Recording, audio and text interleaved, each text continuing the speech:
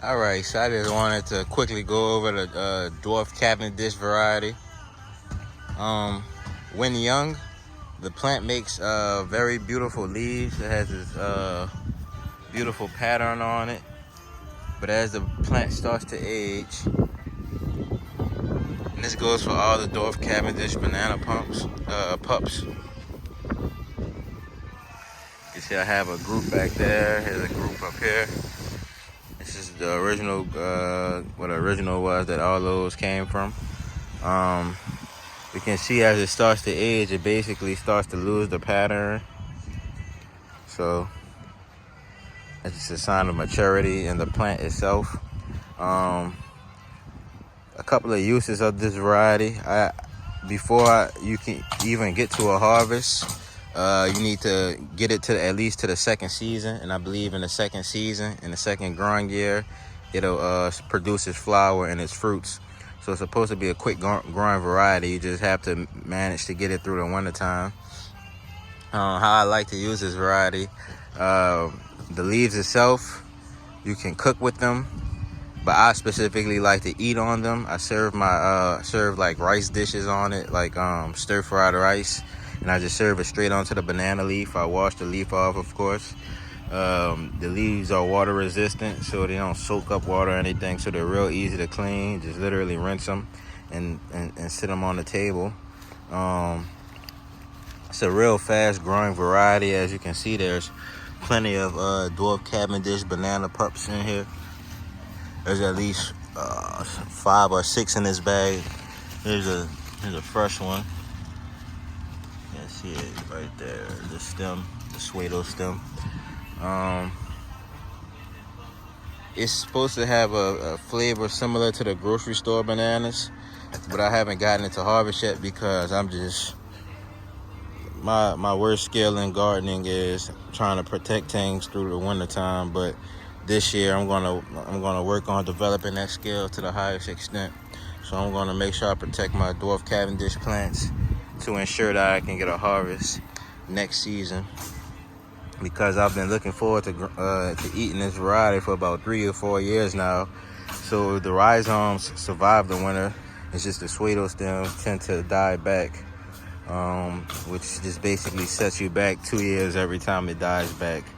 But like I said, it's a high producer as far as pups are concerned. Anywhere you take one pup and plant it, there's going to automatically be a stand of pups growing from that same area within that same season. So this season I put one pup right there and multiple pups came from it. The same as over there, I put one pup down and multiple pups came from it. Other than that, I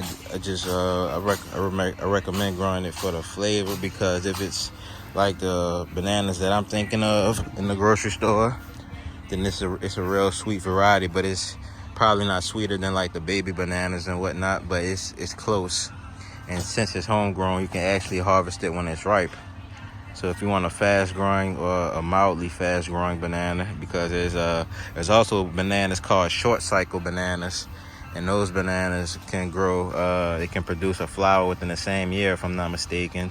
This isn't a short cycle banana, but it grows fast nonetheless. You really have to protect it when the cold comes. And this is zone 9B that I'm in, and I always lose them. But my family members, they have some banana plants growing, and theirs always survive because they protect it and they have fruits the next season. So it's possible for anybody, just like with pineapples. As long as you could get them into that next season, then you'll be good to go. So I just wanted to do this quick little overview on Dwarf Cavendish. Like I said, real beautiful leaves when they're young.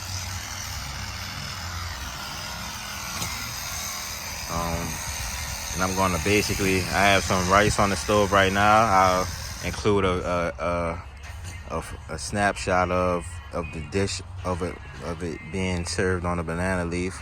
But I'm basically just gonna cut a leaf in half, and I'm gonna go cook with that. And once I'm finished eating on it, I literally just come back out and mulch with it, because it's all organic. Everything I eat is organic also, so it works. So that's that, y'all. See you in the next one.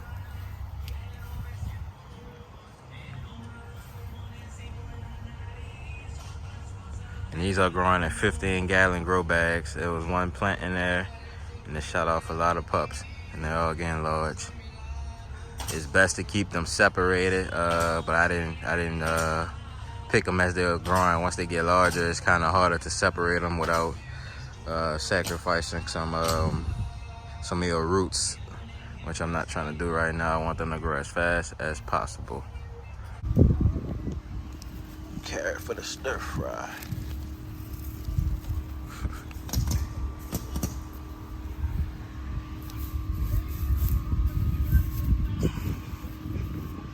Baby carrot.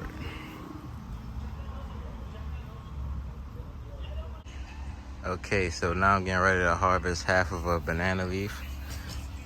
I'm only gonna harvest half because that's basically all I need to use, but if you're serving a family or whatnot, you can definitely harvest the whole leaf and cut it into sections. And you size the leaf based on the portions, so you don't want to use too much leaf because it's just wasting leaf. But if you got enough leaves to where you could just say everybody gets a leaf for a small serving of food, then by all means go for it.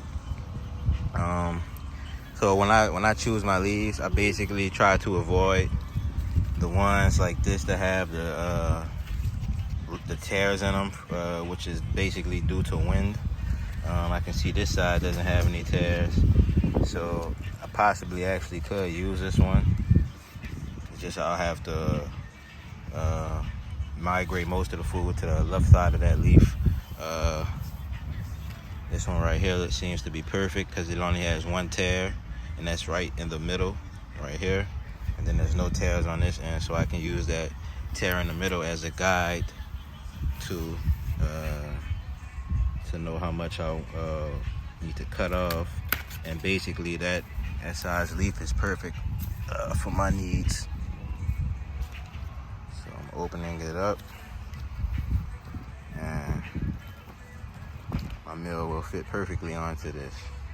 So when you're using this type of leaf, basically it's filled with nutrients. It also has the scent of a banana.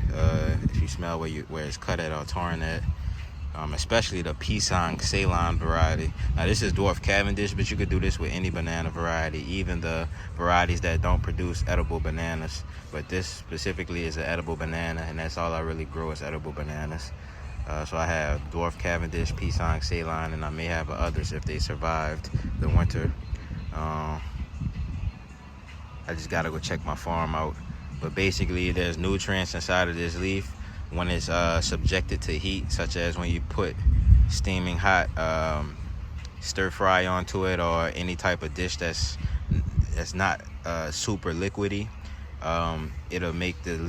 It'll cause the leaf to release nutrients into your dish, which also enhances the health benefits of your dish. So I'm just gonna bring this in, rinse it off, plate it, and we're ready. Okay, so first I'm gonna start by sauteing some fresh garlic.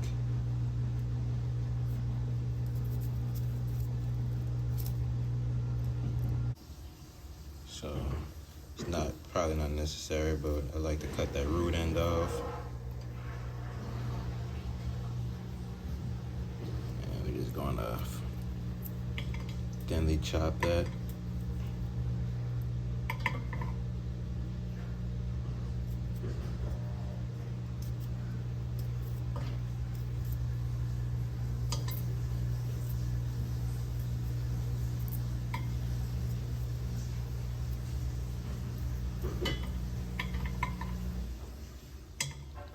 Whatever size you want to chop it to is honestly fine. It's just a stir fry, or you just throw whatever vegetation you have on hand into your pot for the most flavoring, of course, and the most health benefits. Sorry about that washer in the background, guys.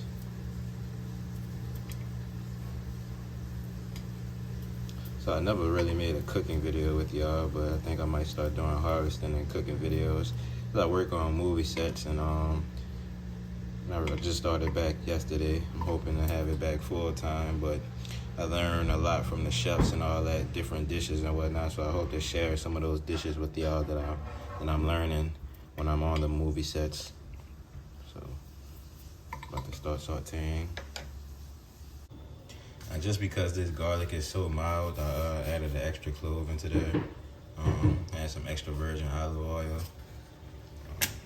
Either this or sesame oil will be good. I wouldn't recommend using any type of regular vegetable oils. Let's get it, that oil mixed around in there. And we'll get this sauteing. Be right back in a jiffy. So after about 1 minute on a medium flame, it's now sauteing. We're gonna get that a little stir around. I'm not really trying to cook it, just trying to get that flavor into the water. I cook my stir fries a certain way. I like to basically saute any pumpkin ingredients like this, or if you had some ginger, you could have added ginger, but you want to wait to add the ginger toward the end. Garlic could cook a little longer than ginger. And then once this is close to done, I'm going to chop up this new Carota carrot. It's cooking real nicely. I already have the brown rice boiling. You can see that flame toward the back corner there. There's brown rice in there. And now the garlic is starting to become aromatic. Keep stirring so it doesn't stick. I can also see it starting to brown. So this is the perfect time. So now we're just gonna cut up this new Carota here.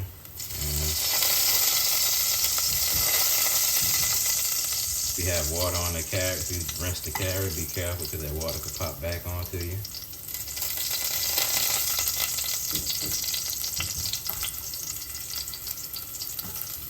I'm gonna turn this flame low. I think I could actually turn it off until I start adding the longevity spinach. Not trying to cook the carrot, just adding it right now because this is the perfect time to add it.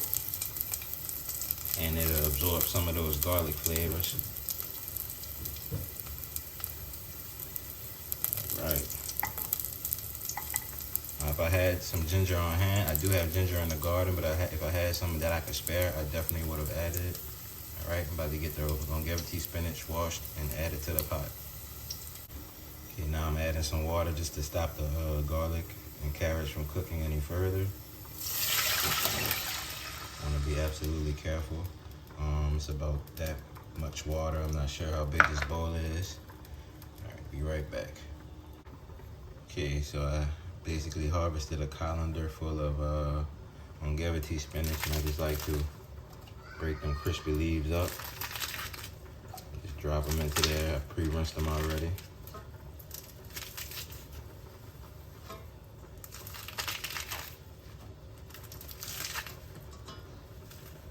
See, my rice is finished.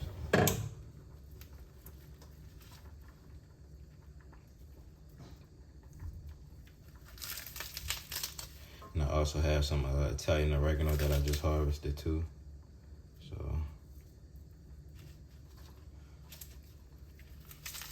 I'm gonna add the Italian oregano on top. Just wanted the longevity spinach to be in contact with the water, and we can start the steaming process.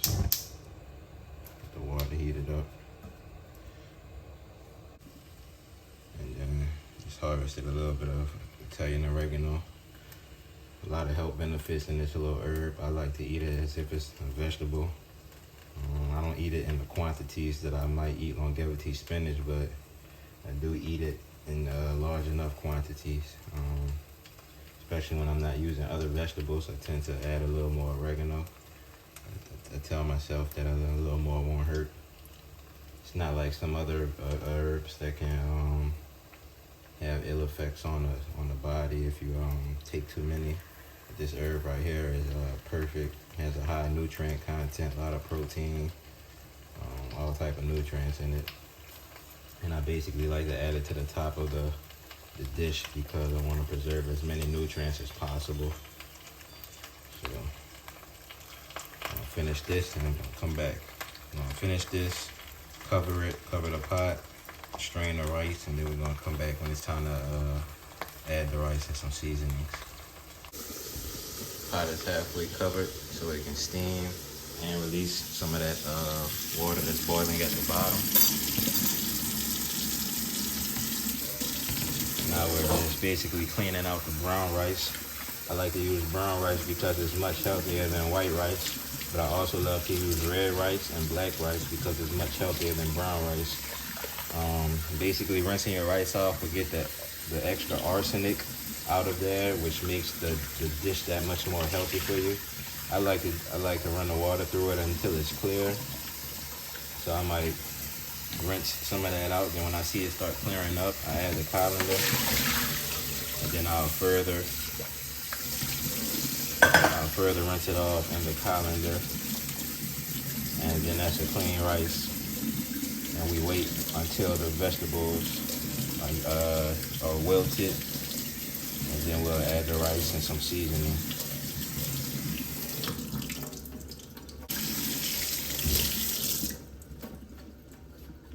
2 ahi pineapple peppers that were harvested about 2 days ago. And I harvested 12.2 ounces of the ahi pineapples. And basically I'm just gonna cut them and de-seed them. Oops. So I like to de-seed them because it could turn out being a lot of seeds in your dish. Now if they're crushed up or whatnot, it doesn't matter, but when the peppers are fresh, I don't like to have to leave the seeds in there because they kind of swell up when you're cooking cooking them in water, basically. Cooking them in hot water makes them swell up. So I just scrape them down. I'm gonna do that second one, then add them to the pot. So let's see how things are looking under that lid. Looking real good. I'm gonna leave the lid off now since the vegetables are wilted. I want the water to boil out, basically. Not all of the water because the rice will absorb the leftover water. I don't want it to be too dry. I want some moisture in there, of course. And there's oil in there, so gonna let that water cook out. I'll finish adding this pepper. Be back in a little bit. Now, it's not stir fry unless you stir it while it's frying. And it smells aromatic already just from the garlic and the pepper. This will get the garlic flavors melded into the leaves. I can see that water content is getting low at the bottom of the pot, so now we'll add our brown rice. And on top of this brown rice, we'll add some seasoning because the cooking process is basically almost finished. So the only seasoning I have on hand right now is black pepper, but you could use all type of flavorings. You can use anything that adds flavor to a dish. Turmeric, ground turmeric, any type of grounded vegetables. So I'm just gonna add some black pepper in a good amount because that's all we have. It's organic. The organic tends to have a higher taste profile or flavor profile than the non-organic, according to my experience. I'll just stir that in there. You can add sea salt or any type of salt that you use at this point. And this is my stir-fry dish. I'm gonna finish basically stirring it up, whatnot, get it into a tip-top shape, and then we'll add this straight to the banana leaf. I think I'm gonna add a little more black pepper just to make sure. I don't want to add too much because the stuff's getting hot. And you still have those ahi pineapples in there, or whatever peppers you may be using. All right, see y'all when it's time to serve. So here's the banana leaf laid out. To get it flat, I basically just pushed the ribs down, and you can hear the crunch noise along the rib, and that helps it to flatten out without having to do much. Cover of this and serve.